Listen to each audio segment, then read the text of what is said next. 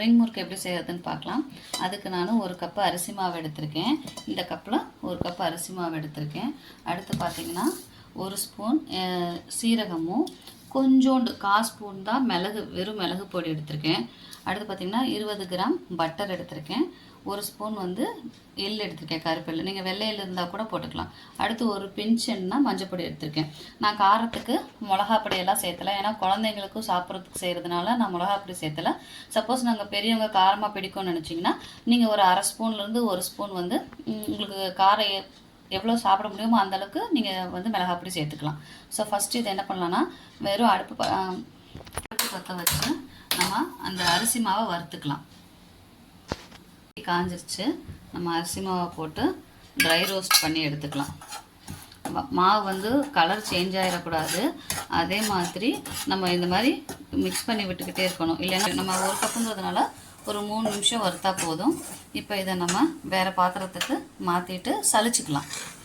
இப்போ இந்த வறுத்த மாவை சலிச்சு எடுத்துக்கலாம். பார்த்திங்கன்னா இந்த மாவில் இருக்க கட்டி பீஸெல்லாம் நமக்கு தனியாக வந்துருச்சு. இப்போ இதை எடுத்துகிட்டு இந்த மாவு எடுத்தோமோ அதே கப்பில் நம்ம என்ன எடுத்துக்கலாம்னா, ஒரு கப்பு தண்ணி எடுத்துகிட்டு அந்த தண்ணியை கொதிக்க வச்சுக்கலாம். வடச்சட்டி வச்சு கொதிக்க வச்சுக்கலாம். தண்ணி கொதிக்க வரப்போ, லேசாக சூடாகி வரப்போ நம்ம எடுத்து வச்சுருக்க மசாலா, பட்டர் எல்லாத்தையுமே இதில் போட்டு கொதிக்க வச்சுட்டு அதுக்கப்புறமா மாவை மிக்ஸ் பண்ணிக்கலாம். தண்ணி கொதிச்சிருச்சு. இப்போ நம்ம எடுத்து வச்சுருக்க சீரகம், மிளகுத்தூள், எள், மஞ்சப்பொடி எல்லாத்தையும் இதில் போட்டுக்கலாம்.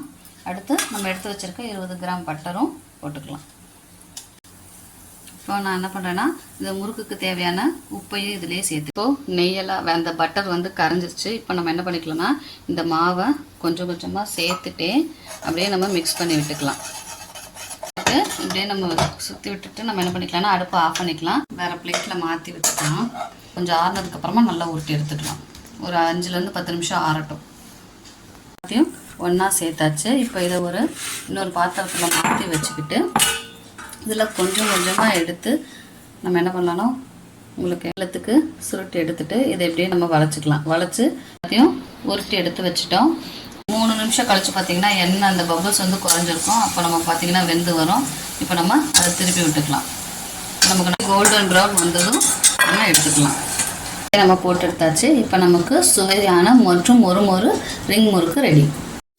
உங்களுக்கு இந்த வீடியோ பிடிச்சிருந்தா மறக்காமல் சப்ஸ்கிரைப் பண்ணுங்கள், லைக் பண்ணுங்கள், ஷேர் பண்ணுங்கள். தேங்க்யூ.